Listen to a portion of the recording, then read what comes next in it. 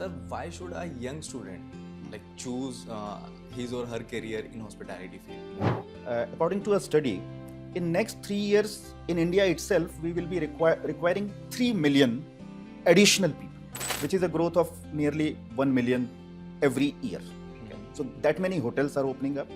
तो जो छोटे कस्बों से या छोटे छोटे गांव से, जो छोटे छोटे शहर से बड़े शहर में आते हैं, हॉस्पिटैलिटी कॉलेजेस में जाते हैं, तो आप उनको as a teacher, as a guru कैसे उनको गाइड करते हैं, कैसे हेल्प करते हैं कि वो बीइंग अपना एक्सट्रोवर्ट बने, कि लोगों के सामने आके बात करें, अपना कम्युनिकेशन स्किल्स इंप्रूव करें? और ये जो स्टूडेंट्स हैं जो कि आप जिक्र कर रहे हैं कि छोटे छोटे कस्बों से आते हैं, इन्होंने अपने जीवन में कभी कोई 5 स्टार होटल देखा भी नहीं होता है जी। तो पहला ओरिएंटेशन तो इनका वहीं पर होना चाहिए. One should be willing for all these things, and most important aspect is that you should have a love for human beings. If you like interacting with human beings, this industry is there for you. Then you are on vacation for your life.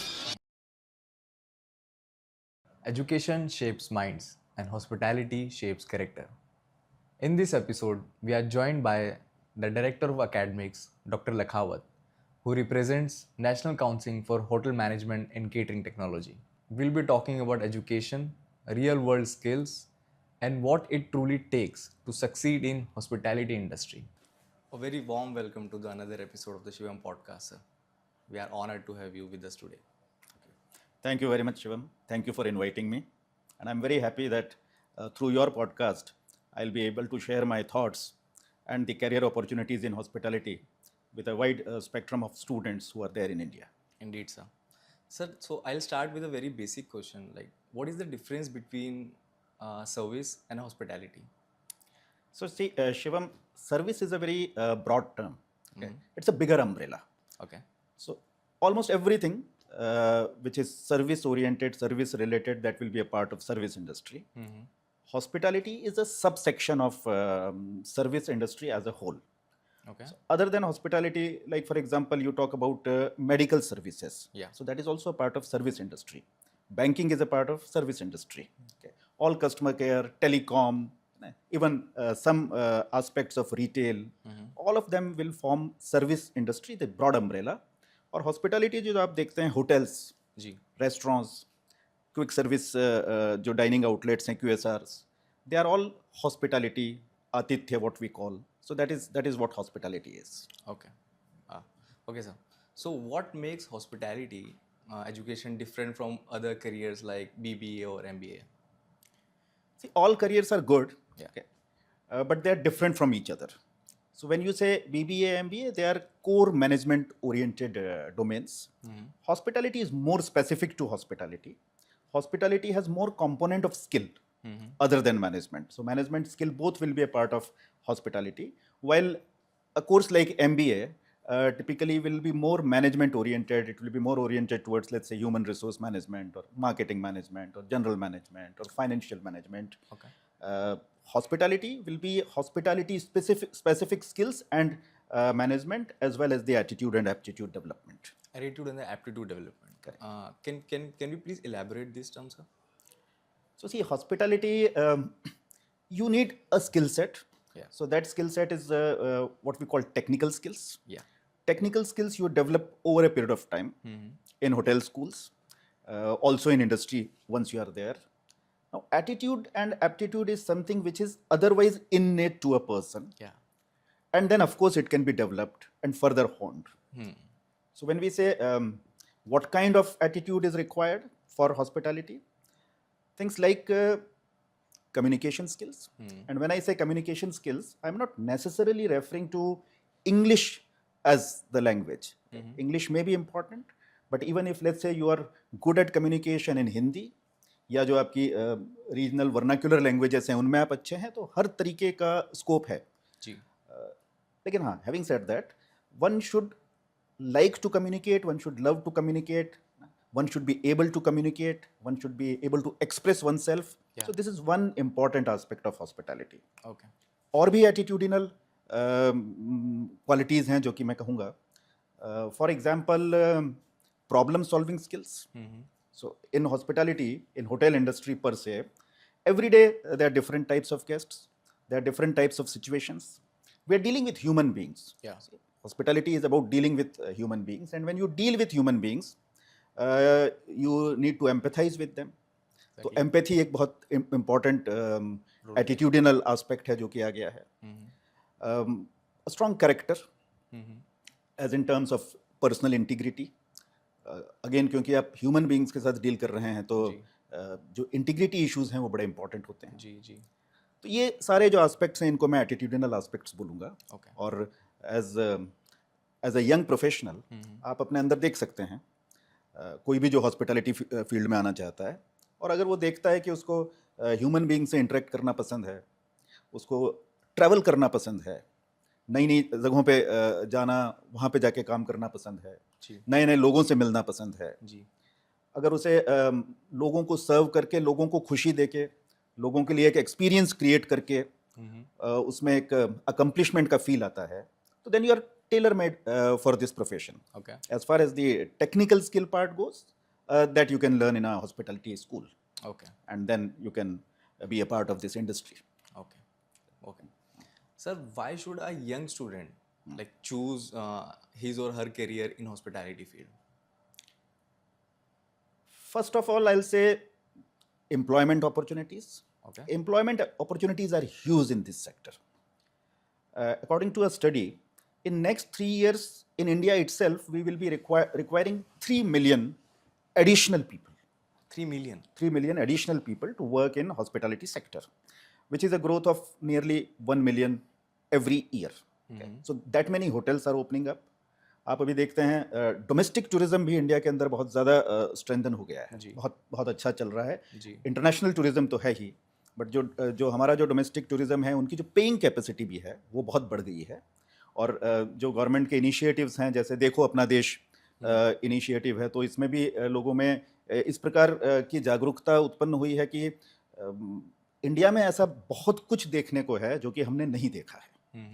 और हमें अपनी life time में ये जो सारी natural beauty है और जो हमारा हेरिटेज है, जो हमारा कल्चर है हमारे अपने देश का, इसको हम ट्रैवल करें और देखें. तो ये जो सारा जो अवेयरनेस है, इसका डायरेक्ट इम्पैक्ट जो है वो हॉस्पिटैलिटी पर एज एन इंडस्ट्री आ रहा है. Industry is growing. So one thing why one should join is the employment opportunity. Today we talk about AI. Right. And AI, of course, is a very beautiful thing. Right, sir. Technology always is good. It is an enabler. But then there is also a talk that AI may replace many jobs, many professions. There may be a downfall in demand in many sectors because of AI.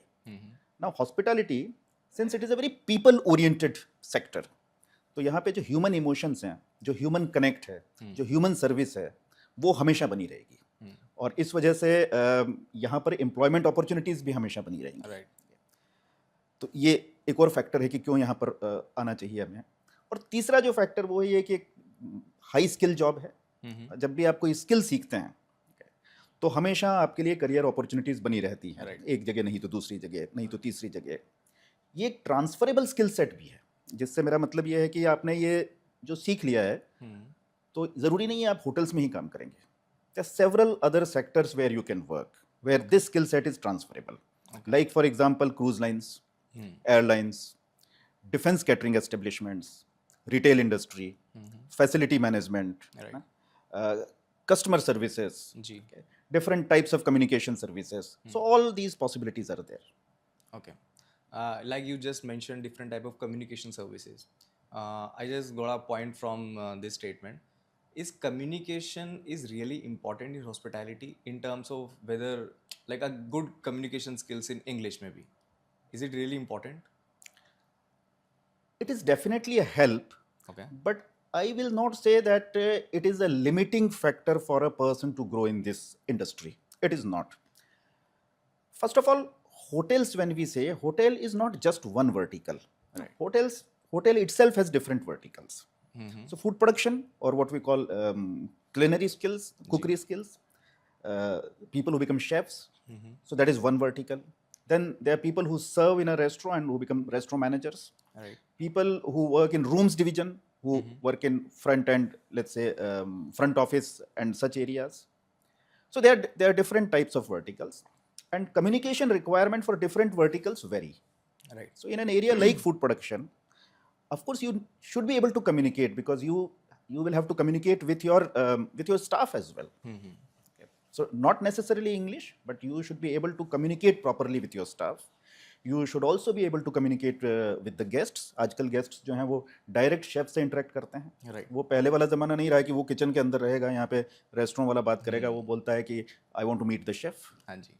Chef को recipe explain करनी पड़ती है. हाँ जी. Chef को उस recipe का history explain करना पड़ता है. जी. शेफ को वो प्रेजेंटेशन उसने इस तरीके से क्यों दिया, उसके क्या मायने हैं, ये एक्सप्लेन करना पड़ता है. हाँ जी. हाँ जी. तो इसलिए कम्युनिकेशन इंपॉर्टेंट है. Okay.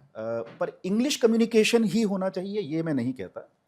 Over a period of time ये जो स्किल्स हैं ये इंप्रूव हो भी जाती हैं, जब क्योंकि communication ultimately is talking to someone. तो हम सब बात तो करते ही हैं. Right. बच्चा अपनी माँ से तो बात करता ही है. हाँ जी. तो वो भी वो सीखता ही है प्रैक्टिस के साथ. तो इसी तरीके से हम गेस्ट से बात करना भी सीख जाते हैं, अपने सीनियर्स से बात करना भी सीख जाते हैं, अपने जूनियर्स से भी बात करना सीख जाते हैं. जी. तो one can acquire this skill. Okay. Sir, is hospitality is just a degree or it's more of a personality development?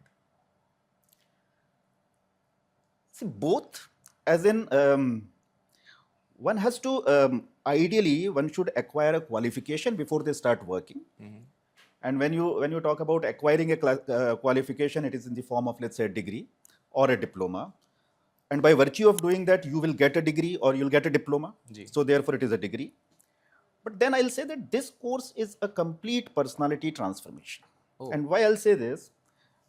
During the course of acquiring this qualification, आप लोग बहुत सारी टाइप के जो सब्जेक्ट्स हैं उनको पढ़ते हैं. जी. तो हमारी जो यंग व्यूअरशिप है उनके लिए मैं बताना चाहूँगा कि आप कैसी कैसी चीज़ें पढ़ते हैं, कितना वाइड उसका स्पेक्ट्रम है.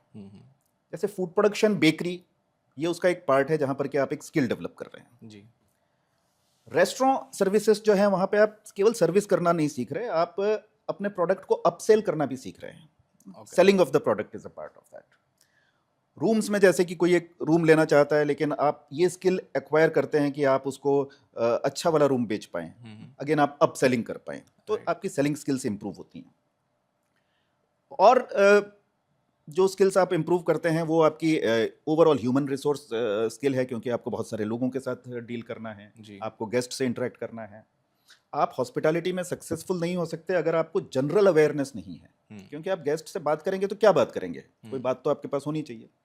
तो आपको टूरिज्म के बारे में, लोकल प्लेसेस कौन कौन सी हैं, आपको पूरा उसके बारे में इंफॉर्मेशन होना चाहिए. जी. शॉपिंग इंटरेस्ट की चीज़ें कौन सी हैं ये पता होना चाहिए. हमारे कल्चर के बारे में जानकारी होनी चाहिए. हाँ जी. हमारी कौन सी, लेट्स से फॉर एग्जांपल, हमारी कौन सी डांस फॉर्म्स हैं हमारे यहाँ पे, क्लासिकल डांस फॉर्म्स. तो एक जो गेस्ट है, खासतौर से एक फॉरेनर है, तो वो जानना चाहता है कि भरतनाट्यम और कथक में क्या डिफरेंस होता है. जी. तो ये इस तरीके का जो नॉलेज जो एक्वायर करता है एक स्टूडेंट होटल मैनेजमेंट का, वो इतना उसका वाइड स्पेक्ट्रम है कि उसकी पर्सनालिटी कंप्लीटली ट्रांसफॉर्म हो जाती है. और फिर grooming, because one needs to be very well groomed Right, sir. to be a part of hospitality industry. It is same like being a defense officer. तो एक आर्मी ऑफिसर कोई होते हैं तो आप उनको कहीं भीड़ में भी देख के आप अंदाजा लगा सकते हैं कि he is an officer with defense forces. So similarly, a hospitality professional, merely by looking at that professional, you can figure out that this person is from hospitality industry. ऐसे impeccable grooming standards usually वो maintain करते हैं, सीख जाते हैं. जो institutes हैं उनमें बहुत सारे स्टूडेंट्स टियर 2 टियर 3 सिटीज़ से भी आते हैं, छोटे कस्बों से आते हैं. जी. जहाँ पर हो सकता है कि ग्रूमिंग, सॉफ्ट स्किल्स, कम्युनिकेशन शुरू से ही उनका उतना अच्छा ना हो. जी. लेकिन ये कोर्स करके, इंडस्ट्री में काम करके, ये सारी स्किल्स उनकी बहुत ज़्यादा इम्प्रूव हो जाती हैं. So therefore, coming to your statement, I will say that it is a complete transformation. Okay. जैसे सर अभी आपने मेंशन किया कि छोटे कस्बों से आते हैं, तो जो छोटे कस्बों से या छोटे छोटे गांव से, जो छोटे छोटे शहर से बड़े शहर में आते हैं, हॉस्पिटैलिटी कॉलेजेस में जाते हैं, तो आप उनको as a teacher, as a guru कैसे उनको गाइड करते हैं, कैसे हेल्प करते हैं कि वो बीइंग अपना एक्सट्रोवर्ट बने, हो कि लोगों के सामने आके बात करें, अपना कम्युनिकेशन स्किल्स इंप्रूव करें? कई सारे तरीके हैं जिनका कि हम इस्तेमाल करते हैं. सबसे पहले तो देखिए, जो ये कोर्स है हॉस्पिटैलिटी कोर्स, और जो प्राइमरी जो हमारा टारगेट एम्प्लॉयर है वो 5 स्टार इंडस्ट्री है। जी हालांकि मैंने बोला कि और जगहों पर भी बहुत अपॉर्चुनिटीज़ हैं, but that is the primary target. और ये जो स्टूडेंट्स हैं जो कि आप जिक्र कर रहे हैं कि छोटे छोटे कस्बों से आते हैं, इन्होंने अपने जीवन में कभी कोई 5 स्टार होटल देखा भी नहीं होता है। जी तो पहला ओरिएंटेशन तो इनका वहीं पर होना चाहिए। तो हमारे कोर्सेज में, और जब मैं हमारे कोर्सेज की बात कर रहा हूँ, तो मैं national council for hotel management and catering technology, जो कि ministry of tourism government of India के तहत तो एक ऑर्गेनाइजेशन है, और हम 95 जो इंस्टीट्यूट्स हैं उनकी रेगुलेटरी बॉडी हैं, जो IHMs जिनकी आप बात करते हैं, जी सर। तो बड़े बड़े शहरों में, और अब तो 95 हैं, तो मतलब ज़्यादातर जो इंडिया के मेजर शहर हैं वहाँ पर हमारी प्रेजेंस है। तो यहाँ पर ये इंस्टीट्यूट्स हैं, और 3 ईयर डिग्री कोर्स जो रहता है BSc hospitality and hotel administration, ये हमारा फ्लैगशिप कोर्स है। तो इस कोर्स के करिकुलम के कॉन्टेक्स्ट में मैं बात कर रहा था कि पहला 1 वीक तो हम उनको कुछ नहीं पढ़ाते, ओके वो ओरिएंटेशन वीक ही माना जाता है, ओके जिसमें उनको हम होटल्स में ले जाते हैं, होटल दिखाते हैं कि होटल होता ऐसा है। होटल के जो जनरल मैनेजर्स हैं या जो डिपार्टमेंट हेड्स हैं, वो इनके साथ इंटरेक्ट करते हैं। तो होटल के बारे में एक जनरल ओरिएंटेशन, इंडक्शन इस इंडस्ट्री के बारे में उनको दिया जाता है। तो ये पहला फेज है कि कैसे हम इनको एट पार लाते हैं बड़े शहरों के जो बच्चे हैं, स्टूडेंट्स हैं, उनके साथ। Then second is a lot of focus on soft skills. तो communication, spoken communication as a module is a part of course, तो वो ये सीखते हैं। एक पूरा जो सेमेस्टर है 3 साल में, वो हॉस्पिटैलिटी इंटर्नशिप का है। मतलब ये एक पूरे सेमेस्टर के लिए होटल में जाते हैं और ट्रेनिंग करते हैं, ये जो स्टूडेंट्स हैं। तो वहाँ पर अगेन आपको वो तो फिर एक शॉप फ्लोर एनवायरनमेंट है, आप एक्चुअल होटल में हो, वहाँ पे एक्चुअल गेस्ट है जिसके साथ कि आप इंटरेक्ट कर रहे हैं, तो वो एक पार्ट है। और जो जिसमें इम्प्रूवमेंट होता है वो है पीयर लर्निंग, क्योंकि छोटे शहरों के भी बच्चे हैं, बड़े शहरों के भी बच्चे हैं, इंग्लिश मीडियम वाले स्टूडेंट भी हैं, हिंदी मीडियम वाले स्टूडेंट भी हैं, वर्नाक्युलर मीडियम वाले भी स्टूडेंट्स हैं। ये सब एक दूसरे से इंटरेक्ट करते हैं, और किसी भी उम्र में हम अपने पीयर्स से जितना सीखते हैं उतना और किसी से नहीं सीखते जी। तो वो जो एनवायरनमेंट है, ओवरऑल जो कैंपस एनवायरनमेंट है, उससे भी बहुत ज़्यादा लर्निंग में मदद मिलती है। और जैसा हमने पहले कहा कि 3 साल जो है वो पूरा ट्रांसफॉर्मेशनल एक्सपीरियंस है स्टूडेंट के लिए। Sir, I think everyone thinks that when it comes to hospitality, it is just about the hotel jobs. What are the hidden career paths that people don't know about? हाँ, right. So, as we are saying, hospitality, of course, is the core. Right. And when we say hospitality, they are not just hotels, but also fine dining restaurants. अभी इस समय पे जो leading जो restaurants हैं जहाँ पे सबसे अच्छा खाना खिलाया जाता है, जहाँ सबसे अच्छी प्रेजेंटेशंस होती हैं, वो बहुत सारे स्टैंड अलोन रेस्टोरेंट्स भी हैं। जी। तो वो फाइन डाइनिंग रेस्टोरेंट्स जिनको हम बोलते हैं, वो एक पूरा करियर पाथ है। होटल इटसेल्फ एक करियर पाथ है। पर जो आप वर्ड यूज़ कर रहे हैं कि क्या कोई ऐसे दूसरे हिडन करियर्स भी हैं जो कि ये कोर्स करके या ये क्वालिफिकेशन एक्वायर करके आपको मिल सकते हैं, तो definitely yes. Okay. Because see, this course prepares you for service industry as a whole. Okay? The basic principles of service industry are the same wherever you work. Whether you are working in banking sector, Yeah. or you are working at the front desk of a 5-star hotel. जी. The basic principles are the same. जी. Okay? That is empathize with the guest, communicate with the guest, solve the problem of the guest.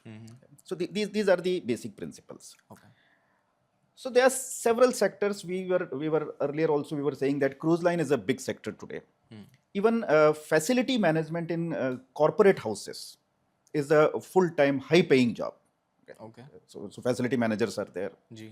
So that is also something where this qualification is the qualification. जी.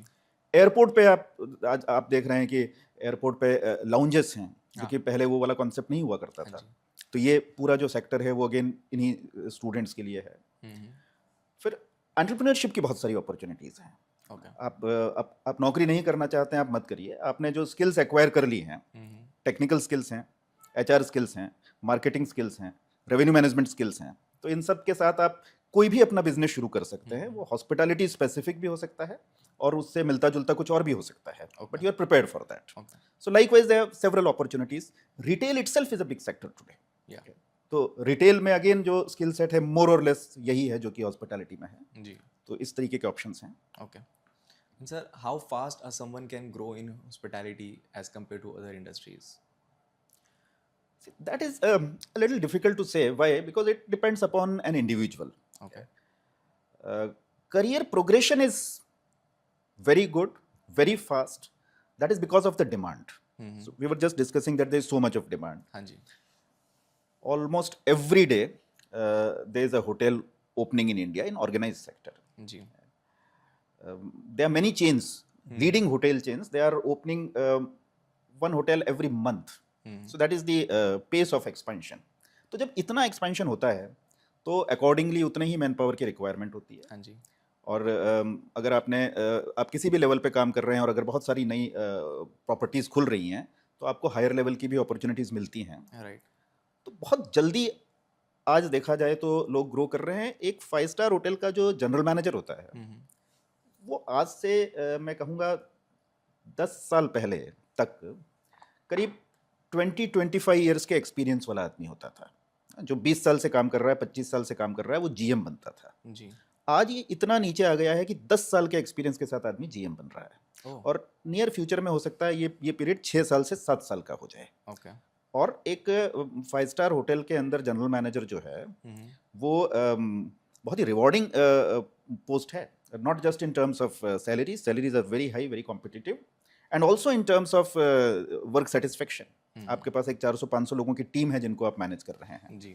आपके पास 100, 200, 300 room की hotel property है जिसमें कि guests आ रहे हैं, guest जा रहे हैं. जो गेस्ट्स हैं वो खुद बहुत अच्छे प्रोफाइल के लोग होते हैं जो इन होटल्स में रुकते हैं. कई उनमें से सेलिब्रिटीज़ होते हैं ना, कई बड़े बिजनेसमैन, कॉरपोरेट टाइकून्स रहते हैं. तो आप इन सब से इंटरेक्ट कर रहे हैं. तो उस तरीके से जो एक हम कहते हैं कि ओवरऑल वर्क एनवायरनमेंट है, जी. जिस जगह पे आप काम करने के लिए जा रहे हैं, वो जो जगह है वो कैसी है, ये भी तो आपके जीवन पर उसका बड़ा इंपॉर्टेंस रहता है. वो उस लिहाज से तेज़ ग्रोथ है, अच्छी ग्रोथ है. पर जो दूसरे सेक्टर्स में जो चैलेंजेस हैं वो यहाँ पर भी हैं कि आपको अपने आप को चार्जड अप रखना पड़ता है, मेहनत करनी पड़ती है, अप टू डेट रखना पड़ता है ना, अपने कॉम्पिटेंस को इम्प्रूव करना पड़ता है. तो वो तो है. ओके सर, जैसे अभी आपने मेंशन किया about the general manager and उनका जो ग्रोथ रहता है, तो let's talk about the jobs in the hospitality, right? So the international placements are really possible और it is just the marketing? नहीं, इंटरनेशनल प्लेसमेंट का मेरे ख्याल से जितना ज़्यादा स्कोप जी हॉस्पिटैलिटी सेक्टर में है, उतना और किसी दूसरे सेक्टर में नहीं है. ओके. और मैं ऐसा इसलिए कह रहा हूँ, अपने अनुभव से भी कह रहा हूँ. जो मैंने अभी जिक्र किया कि नेशनल काउंसिल के जो ये IHMs हैं, और एक बहुत बड़ा, क्योंकि ये 40-50 साल से हम एग्जिस्ट करते हैं, जो ये गवर्नमेंट इंस्टीट्यूट्स हैं IHMs, और एक बहुत बड़ी तादाद में जो स्टूडेंट्स हैं वो हमारे एलुमनाई हैं जी. और हज़ारों की संख्या में ये लोग अलग अलग कंट्रीज़ में आज हैं. 100 से ज़्यादा कंट्रीज़ में, in more than 100 countries. Okay. Alumni base from these IHMs, they are working there. They are in very successful leadership positions. Okay. कई इनमें से मिशलिन स्टार शेफ्स हैं. Okay. जो कि वहाँ पर इंडियन रेस्टोरेंट्स चला रहे हैं, ऑपरेट कर रहे हैं, बड़े पॉपुलर रेस्टोरेंट्स हैं जी. और बाकी अलग अलग सेक्टर्स में इन्होंने बहुत अच्छा किया है. तो वो स्कोप तो है ही. दूसरा मैं आपको ये भी कहूँगा, क्यों मैं कह रहा हूँ कि इसमें जितना स्कोप है उतना और किसी दूसरे क्षेत्र में नहीं है. इंडियंस में हॉस्पिटैलिटी हमारी अपब्रिंगिंग का भी पार्ट है, और हमारा जो इननेट जो बिहेवियर है उसका भी पार्ट है. Hospitality comes naturally to us. जैसे हम अतिथि देवो भव हम कहते हैं, गेस्ट इज गॉड. तो ये तो हमारे शास्त्रों में, पुराणों में लिखा है. तब इंडस्ट्री नहीं था ये, तब भी हम मानते थे कि जो गेस्ट है वो ईश्वर का प्रतीक है. तो ये हमारी अपब्रिंगिंग का पार्ट है. तो हम बहुत बेहतर हैं बाकी जो देश हैं उनकी तुलना में. जो हमारा बेहतर हमें कंसिडर किया जाता है जब हमारे जो लोग हैं वो बाहर काम करते हैं. सॉरी. फिर इंडियन फूड का बहुत स्कोप है. तो इंडियन फूड का जब स्कोप है तो इंडियन शेफ्स ही ऑब्वियसली वहाँ पर जाके काम करेंगे. तो वो भी एक फैक्टर है.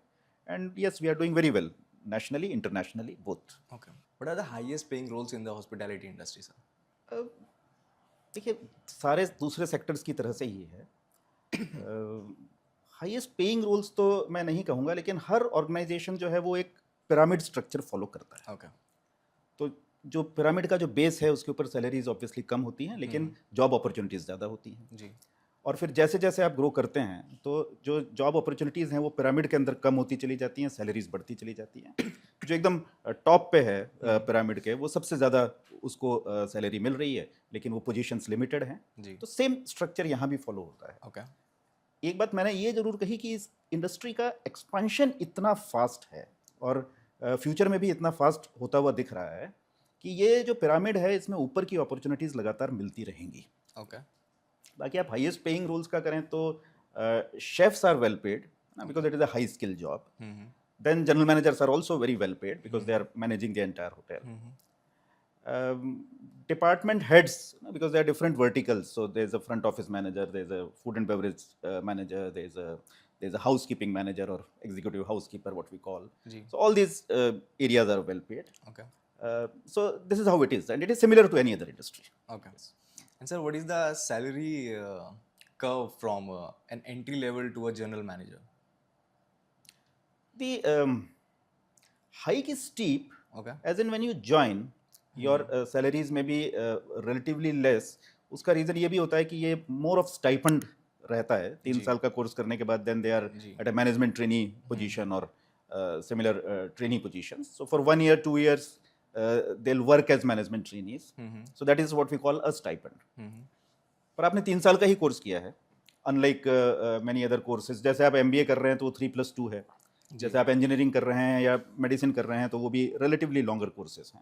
यहाँ 3 year किया है, another 2 years of let's say training position in a hotel, and then you become an assistant manager और profile of similar kind.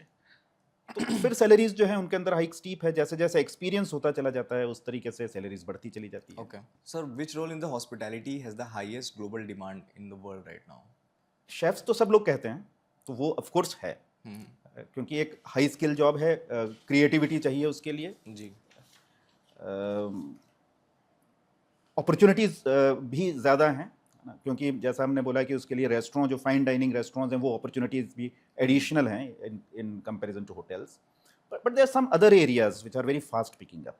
Revenue management एक एरिया है, जो कि एक नया एरिया है, but revenue management is something where there is lot of scope.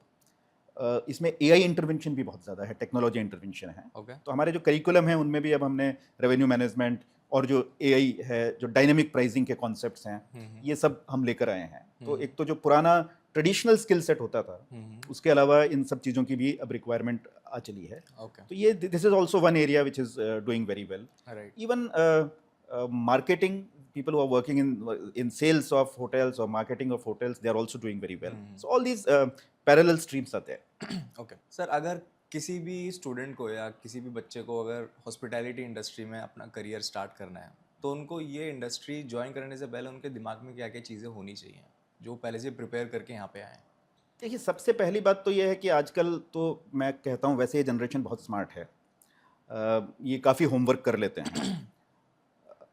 Information भी बहुत अवेलेबल है, तो वो इन्फॉर्मेशन गैदर कर लेते हैं. मुझे लगता है ज़्यादातर लोग वेल प्रिपेयर्ड ही आते हैं.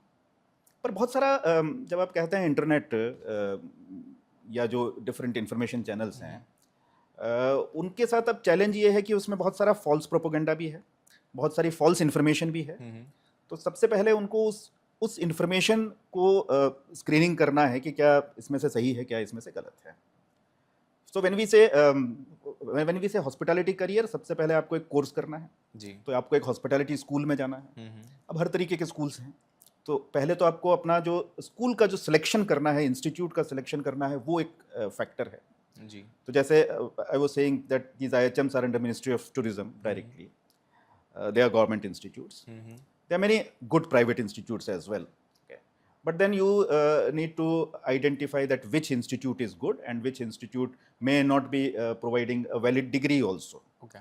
Legitimate degree भी हो सकता है वो ना दे रहे हैं और आप अपने 3 साल वहाँ वेस्ट कर देते हैं, तो वो एक परेशानी है. तो पहला तो ये वाला जो इन्फॉर्मेशन है स्टूडेंट के पास होना चाहिए. फिर उसको आने से पहले ये अपना जो एटीट्यूडिनल एनालिसिस और अपने एप्टीट्यूड का एनालिसिस भी करना चाहिए, जो हमने पहले भी बात की है कि इस तरीके की क्या मेरे में ये क्वालिटीज़ हैं. और इन क्वालिटीज़ में ऑफ कोर्स कम्युनिकेशन और जो कॉम्पिटेंस है वो तो हो ही गया. One should be willing to travel, जी move from one place to another. जी One should be willing to put in extra hours as well. Okay Although extra hours is a concept which is applicable in most of the sectors today. Hospitality industry में थोड़ा difference ये है कि यहाँ पे shift wise भी काम होता है, 24 आवर्स हम लोग काम करते हैं, ओह 365 डेज हम लोग काम करते हैं. तो 24 आवर्स का मतलब ये नहीं है आप 24 आवर्स काम करेंगे, लेकिन इनमें से कोई 8-9 आवर्स जो भी आप काम कर रहे हैं वो शिफ्ट्स ऑड भी हो सकती हैं. जैसे आप आफ्टरनून में स्टार्ट करते हैं, नाइट में ख़त्म होती है. कभी आप नाइट में शुरू करते हैं, सुबह ख़त्म होती है, जी. सुबह ख़त्म करते हैं, आफ्टरनून में ख़त्म होती है. तो one should be willing for all these things. And most important aspect is that you should have a love for human beings. If you like interacting with human beings, this industry is there for you. Then you are on vacation for your life. yeah So if you feel that you like being with people, this is the sector where you should come. okay sir, what kind of personality transformation do you notice or do you see in a student while doing this course? बहुत सारे factors. Independent हो जाता है बहुत, बातचीत करनी आ जाती है उसको, कहाँ से बात शुरू करनी है, कहाँ बात ख़त्म करनी है, ये सारी चीज़ें अपने आप वो डेवलप करता चला जाता है. जी जो टेक्निकल स्किल्स हैं वो डेवलप होती हैं. फॉर एग्जांपल बहुत सारी जो चीज़ें हैं वो तो वो स्क्रैच से ही शुरू करता है.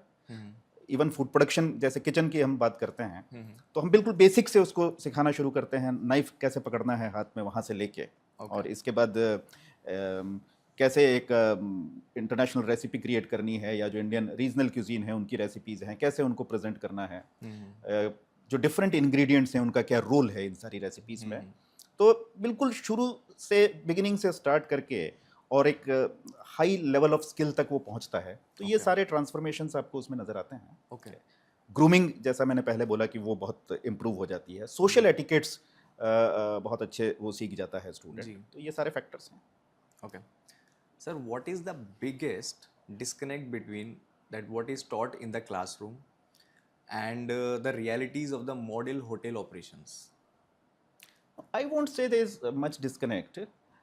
See, this, if we call it a disconnect, this disconnect is something which will exist in all industries. okay जो क्लासरूम्स में पढ़ाया जाता है वो बेसिक्स होते हैं किसी भी इंडस्ट्री के. जी बेसिक प्रिंसिपल्स रहते हैं, बेसिक थ्योरीज रहती हैं, बेसिक स्किल सेट्स रहते हैं. जो इंडस्ट्री है, जब हम इंडस्ट्री भी बोलते हैं तो वो कोई एक इंडस्ट्री नहीं है. एक जो रिजॉर्ट होटल है वो अलग तरीके से काम करता है, एक बिजनेस होटल अलग तरीके से काम करता है, एक जो ट्रांजिट होटल है जिसको कि हम कहते हैं कि एयरपोर्ट के नज़दीक का होटल है, तो उसकी फंक्शनिंग डिफरेंट होती है. तो हर होटल की अपनी फंक्शनिंग स्टाइल रहती है. Hotel chain to chain functioning style में वेरिएशंस हैं, उनके ऑपरेटिंग प्रोसेसर्स जो हैं वो डिफरेंट हैं. तो ताज probably will work in a different manner than Oberoi than ITC. And when we say different manners, again the basics will remain the same, but they have their own organizational policies, their own standard operating procedures. okay So when a student is in a hospitality school, he or she cannot be trained hotel specific, a particular hotel specific, or a particular procedure specific. So they'll learn basics, and once they are in industry, then they grow with it. Having said that, one area where probably I would like to have more improvement at the level of institute itself is the soft skill.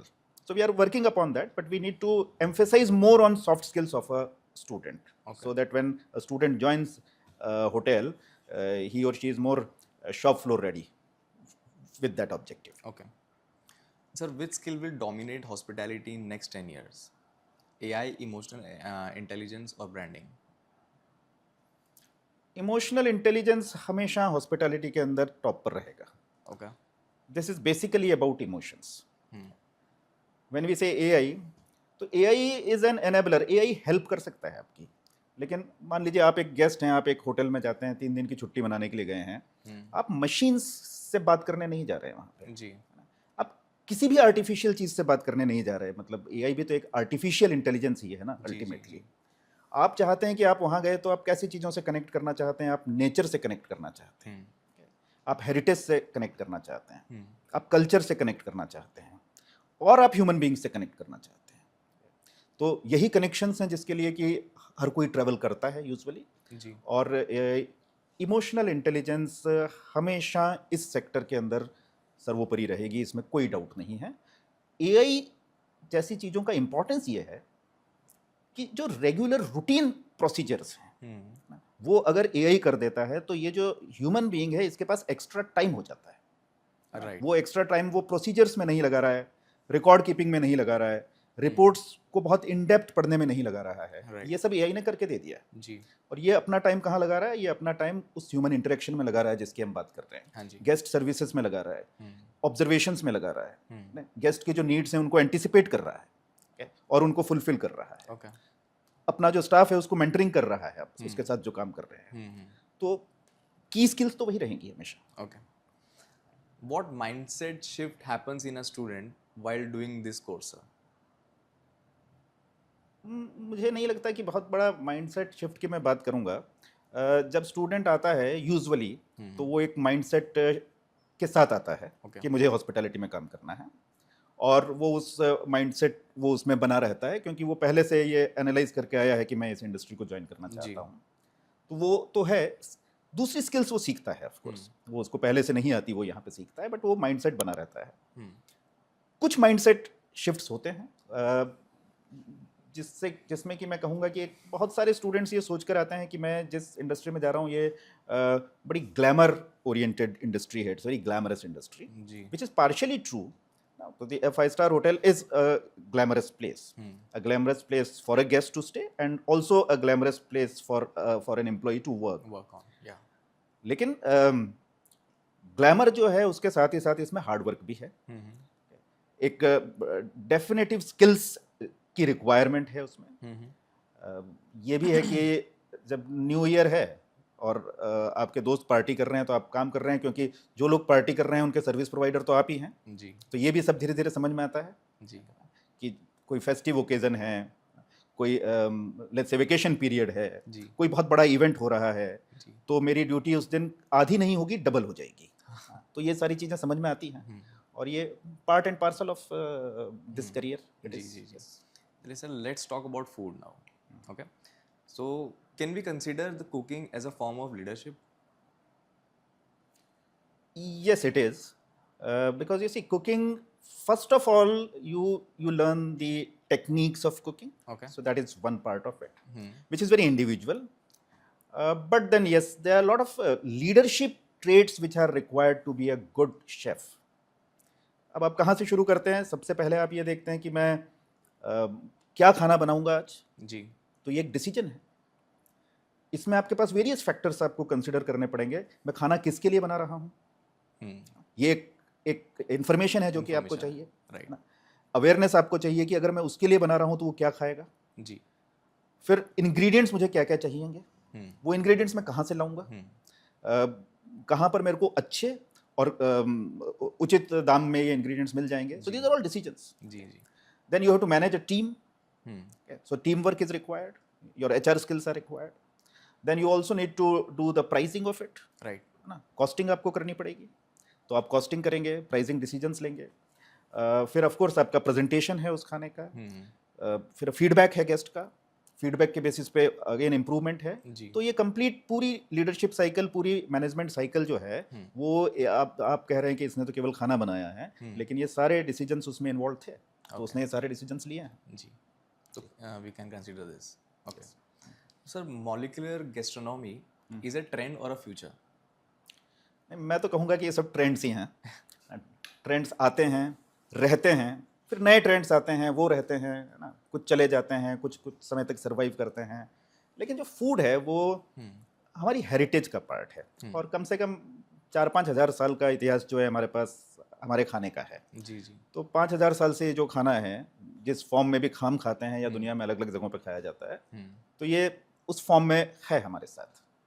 अब अलग अलग time पर अलग अलग type के trends आते हैं, तो मॉलिक्यूलर गैस्ट्रोनॉमी भी एक ट्रेंड है।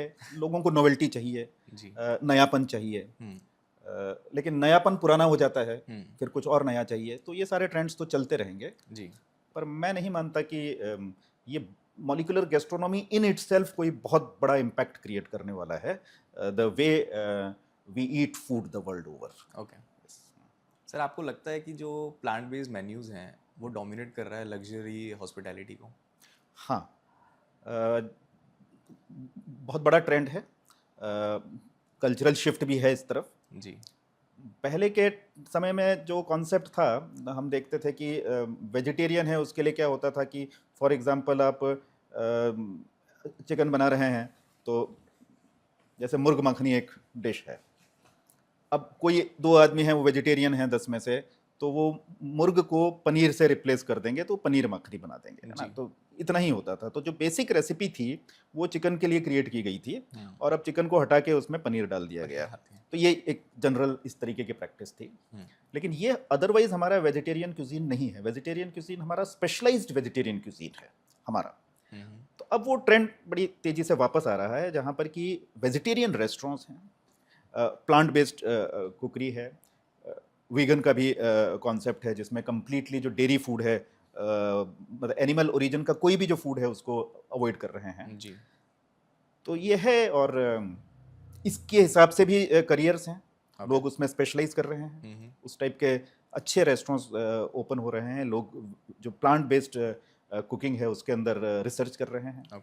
और हमारा तो बहुत अच्छा है, इसमें रिच कल्चर भी है हमारे देश का, तो हमें वो एडवांटेज भी है। दुनिया भर में इसको पहचाना जा रहा है। जो हमारा वेजिटेरियन फूड है, प्लांट बेस्ड क्यूजीन है, आयुर्वेदा से वो किस तरीके से रिलेटेड है, डिफरेंट सीजन्स में हम किस किस तरीके के डिफरेंट खाने खाते हैं, तो इन सबको अभी काफ़ी मान्यता मिल रही है। We are becoming a cultural soft power now. Okay. Sir, how artificial intelligence is changing the kitchen? Artificial intelligence as of now is more related to data, uses of that data, decision, suggestive decision making based on that data. Okay. तो AI अभी भी खाना बना नहीं रहा है और मुझे नहीं लगता कि हो सकता है कुछ फूड असेंबलिंग कर पाए, जो फिक्स्ड रेसिपीज जो दी जाएंगी उसके बेसिस पे, पर वो जो ह्यूमन टच है किचन में वो तो बना रहेगा। जो क्रिएटिविटी है, जो इनोवेशन है, जो गेस्ट के को देख के, गेस्ट से बात करके जो रेसिपीज में थोड़ा बहुत फेरबदल करके हम कस्टमाइज करते हैं जी। ये ह्यूमन टच तो बना रहेगा। एआई एज अ टूल उसमें हेल्प करेगा, but it will not replace the human face of a kitchen. It will not. जैसे सर अभी हमने बात करी थी कि जो छोटे छोटे कस्बे से लोग आते हैं वो हॉस्पिटैलिटी करियर्स चूज करते हैं, तो आई थिंक वो लोग शायद इंट्रोवर्ट्स होते हैं, तो वो लोग हाई प्रेशर किचन में कैसे अपने आप को ढालते हैं?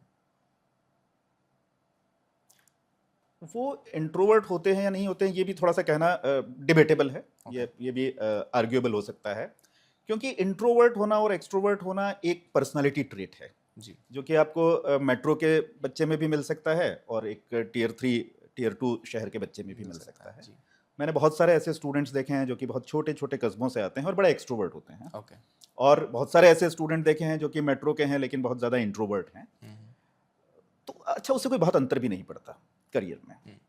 आपको नेसेसरली एक्सट्रोवर्ट होना ज़रूरी नहीं है हॉस्पिटैलिटी में सक्सेसफुल होने के लिए।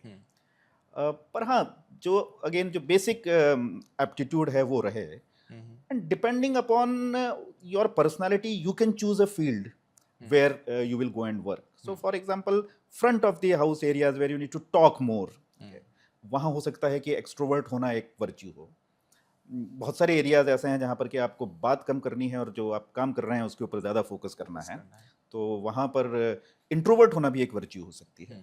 तो दोनों तरीके के लोग हैं और सब हर कोई सक्सेसफुल है। Okay sir, how important is knife skill compare to creativity?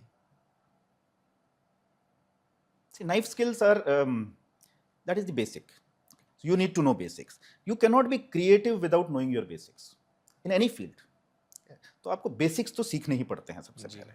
जब आपने वो सीख लिए हैं तब आप फिर इनोवेशन की बात करते हैं।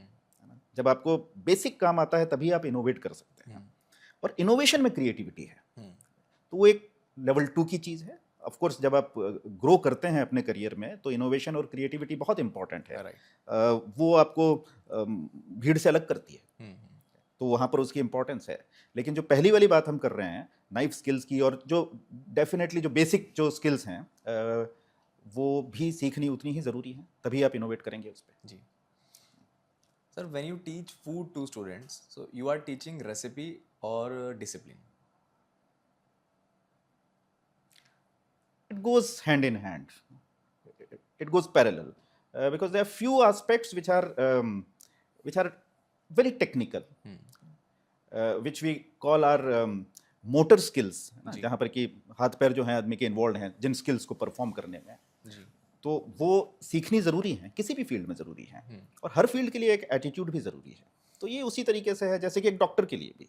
तो अब एक डॉक्टर के लिए लेट्स से वो सर्जन है, तो सर्जरी में जो उसकी स्किल्स हैं वो ज़्यादा इंपॉर्टेंट हैं, या कि जो उसमें जो पेशेंस बना के रखना, अपना अपने अपने आप को काम और कंपोज्ड रखना, ये ज़्यादा ज़रूरी है। दोनों ही ज़रूरी हैं, सेम इसमें भी है ना, दोनों ही तरीके की स्किल्स का अपना अपना रिक्वायरमेंट है। Okay, how do you teach respect to the ingredients?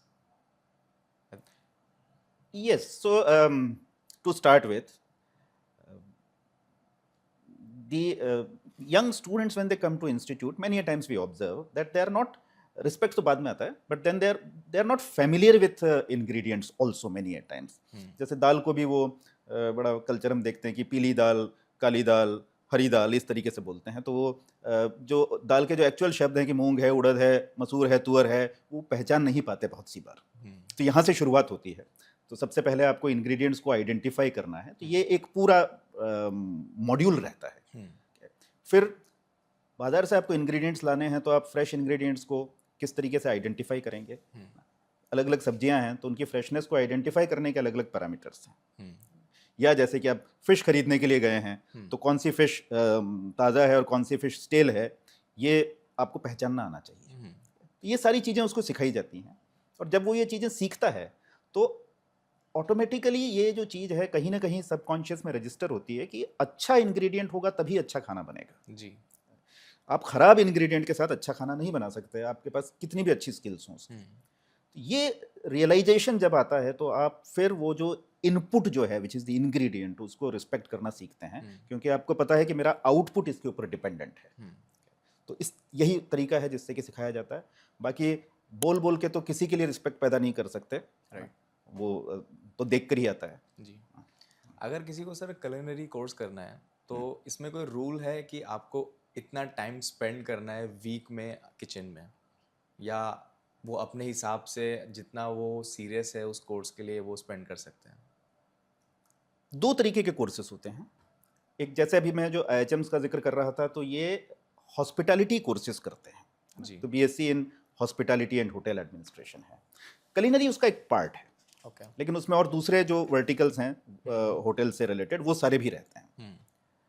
वहाँ पे टिपिकली जो number of hours student kitchen में देता है वो करीब 12 आवर्स अ वीक है, 12 आवर्स अ वीक। लेकिन culinary स्पेसिफिक कोर्सेस हैं। मिनिस्ट्री ऑफ टूरिज्म के ही culinary इंस्टीट्यूट हैं, 2 इंडियन culinary इंस्टीट्यूट ICI, एक यहाँ नोएडा में ही है और एक तिरुपति में है। वहाँ पे ये नंबर ऑफ आवर्स बढ़ जाते हैं, क्योंकि ये जो स्टूडेंट है ये culinary में स्पेशलाइज कर रहा है।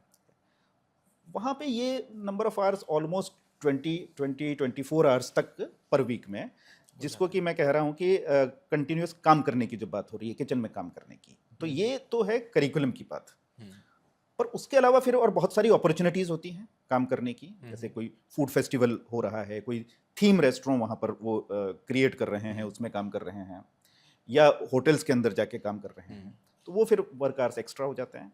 और किसी भी फील्ड में आप जितना ज़्यादा समय देंगे उतना ज़्यादा आपकी स्किल्स डेवलप होंगी, वो इसमें भी है। जैसे सर हम लोग culinary एजुकेशन के बारे में बात कर रहे हैं, तो नाइफ स्किल्स को हम लोग कंसिडर करते हैं बैकबोन ऑफ culinary एजुकेशन, ऐसा क्यों है? बेसिकली इसी जो इक्विपमेंट्स हैं जिनके साथ आप काम करते हैं, ये किसी भी फील्ड में सबसे पहले उन इक्विपमेंट्स को हैंडल करना आपको आना चाहिए। तो अभी आपने इंग्रेडिएंट्स का जिक्र किया था, इंग्रेडिएंट्स एक पार्ट है, इक्विपमेंट दूसरा पार्ट है जी। जब आप इन दो की हैंडलिंग सीख जाते हैं, तो फिर हम जो इनोवेशन और क्रिएटिविटी इन सब की बात कर रहे हैं वो नेक्स्ट लेवल पे आता है। ये एक एस्पेक्ट है जिसकी वजह से कि हम मानते हैं कि आप में जो कटिंग है, जो चॉपिंग है, आपकी अलग अलग जो रेसिपीज़ हैं उनमें फाइन डिफरेंसेस रहते हैं। इसको लेकर कि किस तरीके से उस इंग्रेडिएंट को काटा गया था। कि आप एक कैरेट ही ले लेते हैं, तो वो जो कैरेट है उसके 8 से 10 डिफरेंट कट्स हैं। ओह, और हर रेसिपी के अंदर जो कट है वो डिफरेंट है उसकी ऑथेंटिक रेसिपी में। तो आपके पास वो सारे कट्स जो हैं, पहली बात आपको ये जानना चाहिए कि कौन सी रेसिपी में क्या जाएगा, फिर वो कट उस फॉर्म में क्रिएट करने की आप में एबिलिटी होनी चाहिए। और कैरेट मैंने एक एग्जांपल दिया, but this stands true for most ingredients. तो ये एक फैक्टर है जिसकी वजह से कि हम कहेंगे कि इसको इंपॉर्टेंट स्किल कंसिडर किया जाता है। और दूसरा पार्ट कहीं ना कहीं ये भी है कि अम, अगर आप खुद बेसिक्स नहीं जानते हैं तो आप लोगों से काम नहीं ले सकते, क्योंकि हम ये नहीं एक्सपेक्ट कर रहे हैं ये सब कोर्सेज करने के बाद कि आप सारी उम्र कुक बने रहेंगे। राइट, आप अल्टीमेटली एक मैनेजर बनेंगे, एक एग्जीक्यूटिव शेफ बनेंगे, या आप अपना खुद का रेस्टोरेंट रन करेंगे। जी, तो अगर आपको ही आपकी खुद की ये स्किल्स डेवलप नहीं है तो वहाँ पे जो 10 12 15 लोग काम कर रहे हैं, आप ये ना तो उनको ट्रेन कर पाएंगे, ना ये देख पाएंगे कि ये ठीक से काम नहीं कर रहा है। तो Right. इसलिए भी इस पे फोकस रहता है। Sir, how do you simulate a real 5-star kitchen in the institution? So all our institutes they have infrastructure which is mandated, है ना, कि ये इंफ्रास्ट्रक्चर होना जो है ये मैंडेट है। Okay. उसके बाद ही एफिलिएशंस इंस्टीट्यूट्स को दिए जाते हैं, या गवर्नमेंट जो है जब इंस्टीट्यूट्स क्रिएट करती है तो वो जो फिक्स्ड पैरामीटर्स हैं उनके ऊपर क्रिएट किए जाते हैं। और मोर और लेस जो इक्विपमेंट हैं या जो कि किचन का जो फ्लो है, वर्क फ्लो है, वो पूरा जो 5 स्टार के जो किचन्स हैं उनको रेप्लिकेट करके बनाया जाता है। Oh, okay. This is one part of it. Then in terms of operations also there is a simulation. Okay. For example, in a hotel, there is a place where you receive ingredients. There is a place where you store ingredients, and for storage also there are different standards. There is a place from where these equipments are issued. Okay. Then there is a place where these equipments will come to the kitchen, and then pre-preparation is done, and then preparation is done, and then there is an area from where service is done. So this is an entire chain. It's an entire flow. Yeah. So in institutes also the same flow will be recreated. Okay. So this is how they once they are a part of this flow of this process, then it becomes a part of their subconscious itself that this is how the workflow will be there. And when they go to a hotel, they find a similar workflow. So then that transition is easy for a student. How do you teach sustainability? Oh, sorry. Okay. How do you introduce sustainability and zero waste cooking to the students, sir? Sustainability बड़ा important aspect है आज। तो पहली बात तो खैर अगर हम IHMs में करिकुलम की बात करेंगे तो सस्टेनेबिलिटी को एज इंडिपेंडेंट मॉड्यूल्स भी इंट्रोड्यूस किया गया है जी। सस्टेनेबल टूरिज्म एक इंडिपेंडेंट मॉड्यूल है। फिर आप जो बात कर रहे हैं कि एनर्जी सेविंग जो डिफरेंट टेक्निक्स होती हैं वो as independent module in different departments हम कैसे करेंगे वो सब रहता है जी। फिर ये एक कल्चर का पार्ट भी है और होना चाहिए। ये हमारी एक फिलॉसफी का पार्ट होना चाहिए कि हम वेस्टेज ना करें। और कोई भी जो कल्चर है, कोई भी जो फिलॉसफी है, उसको जो सिखाना है वो अगेन एक बड़ा सस्टेन्ड एफर्ट है। तो ये जो चीज़ें हैं हम स्टूडेंट को सिखाते हैं। फॉर एग्जांपल खाने के बाद कुकिंग के प्रोसेस में जो लेफ्ट ओवर्स रह जाते हैं उनके भी अपने यूजेस हैं। जैसे कि उनसे स्टॉक्स बनाया जा सकते हैं। स्टॉक्स सूप्स का बेस होते हैं। तो इस तरीके से जितना ज़्यादा जो खाने का पार्ट है वो यूजेबल है, उसको यूज़ करने की जो टेक्निक्स हैं वो इन स्टूडेंट्स को सिखाई जाती हैं। और अकॉर्डिंगली वेस्टेज को रिड्यूस किया जाता है। जैसे सर हम लोग अभी किचन के सिमुलेशन के बारे में बात कर रहे थे, तो मैंने काफ़ी जगह देखा है पर्सनली कि जो ग्रेड स्टूडेंट्स होते हैं जो एकदम से रियल होटल किचन्स में काम करते हैं तो वो एकदम से प्रेशर नहीं हैंडल कर पाते हैं। तो ऐसा उन लोगों के साथ क्यों होता है सर? प्रेशर हैंडल कर लेना या नहीं कर पाना बहुत हद तक एक पर्सनल कैरेक्टर से भी रिलेटेड है जी। इंस्टीट्यूट्स तो सबको एक जैसी ही ट्रेनिंग देते हैं। अब ज़्यादातर जो स्टूडेंट्स हैं वो जाते हैं और ये प्रेशर हैंडल कर लेते हैं। कुछ स्टूडेंट्स ये प्रेशर नहीं हैंडल कर पाते हैं। तो ये मैं इसको more of a personality trait, एक पर्सनल ट्रेट की तरह से ही देखूंगा जी। लेकिन हाँ, ये जो स्टूडेंट्स हैं जो कि प्रेशर कम हैंडल कर पा रहे हैं, इनके ऊपर डेफिनेटली एक रिमीडियल मेजर्स लिए जा सकते हैं। और इस वजह से अभी बिल्कुल रीसेंट पास्ट में हमने हमारे जो कोर्स करिकुलम्स हैं उनमें ये वाले मॉड्यूल्स इंट्रोड्यूस किए हैं। Okay. For example yoga is a full module, credit based module now जी। there is also a module related to time management okay. and meditation, handling of pressure. So these things which are not directly related to the trade, but they are extremely important for personality development and transformation. So they are introduced. So this is how we are working upon that. Okay. But then I will also say that human beings are different from each other. So you will find all kinds of people everywhere. So that is one thing which will remain there. जी sir. Sir, if you had to prepare today's students not just for jobs, but for leadership in hospitality, what mindset should every institution focus on? Entrepreneurship पे focus करना चाहिए. ये confidence देना चाहिए कि आप ज़रूरी नहीं है कि नौकरी ही करें, आप नौकरियां दे भी सकते हैं और अपना खुद का काम शुरू कर सकते हैं. क्योंकि जैसे ही एंटरप्रेन्योरशिप स्किल किसी को सिखाई जाती है, वो एंटरप्रेन्योर बने या ना बने वो अलग बात है, पर वो स्किल जब वो डेवलप कर लेता है तो वो जिस जगह भी काम कर रहा है उसको भी एक प्रॉफिट सेंटर की तरह से देखना शुरू करता है. वो अपने आप को एक प्रॉफिट सेंटर हेड मानता है और नॉट जस्ट एन एग्जीक्यूटिव. तो वो ट्रेट है, वो सिखाना बहुत ज़रूरी है फ्यूचर लीडरशिप रोल्स के लिए. दूसरा जो बहुत इंपॉर्टेंट एस्पेक्ट है, टेक्नोलॉजी इंटीग्रेशन आज ज़रूरी हो चला है जी. आप अगर टेक्नोलॉजी से फैमिलियर नहीं है तो फिर आप काम कितना भी सीख लीजिए, आप लॉन्ग रन के अंदर पीछे छूट जाएंगे. तो ये एक एस्पेक्ट है कि कौन सी नई टेक्नोलॉजी आ रही है, उसके ऊपर उसको ओरिएंटेशन देना, उसके ऊपर उसको ट्रेनिंग देना, वो किस तरीके से उसको यूज़ करना है, इन सारी चीज़ों पे काम करना. So that is second thing. Third part, of course, is HR skills, interaction with fellow students, let's say, giving a lot of presentations. जो पूरा जो टीचिंग प्रोसेस है वो फैसिलिटेशन की तरफ जा रहा है रादर देन क्लासरूम टीचिंग जो डायरेक्ट होती थी कि टीचर बताएगा स्टूडेंट सुनेगा, वो वाले कॉन्सेप्ट खत्म हो रहे हैं जी. फैसिलिटेशन में ये है कि स्टूडेंट बताएगा और टीचर सुनेगा और फीडबैक देगा उसको. ये वाले कॉन्सेप्ट्स जो हैं ये दुनिया भर में अब काम कर रहे हैं. तो इसी तरीके से लीडर्स और मैनेजर्स क्रिएट किए जाते हैं कि उनको प्रॉब्लम्स दी जाएं, उन्हें प्रॉब्लम सॉल्विंग के लिए एक एनवायरनमेंट उनको दिया जाए कि इसमें आप प्रॉब्लम सॉल्व करके हमें दिखाइए. फिर जो उन्होंने सॉल्यूशंस दिए हैं उस पर उनको फीडबैक दिया जाए और उस फीडबैक के बेसिस पे वो फर्दर इम्प्रूवमेंट करें. तो ये जो साइकिल है ये चलता है. Namaskar sir, thank you for the podcast and I think this podcast was very meaningful, informative. हमारे स्टूडेंट्स को उनके करियर के ग्रोथ करने में बहुत हेल्प करेगा and it's a very big opportunity for me that I am just sitting in front of you and having you as a guest. Thank you Shivam, and thank you for calling me. I enjoyed interacting with you and I am hopeful that this interaction will be useful for our youth who are aspiring to be hospitality professionals. Yes sir. And one more time I'll say that this is a beautiful career and you as young aspirants you must consider this as something where there is a lot of employment opportunities and exceedingly good career growth in future. In fact, as I said earlier that I am representing National Council for Hotel Management and Catering Technology and their forms for joint entrance examination are out right now. 25th March is the last date to fill your forms. So this is your opportunity to be a part of this sector. Thank you. Thank you so much sir. Thank you.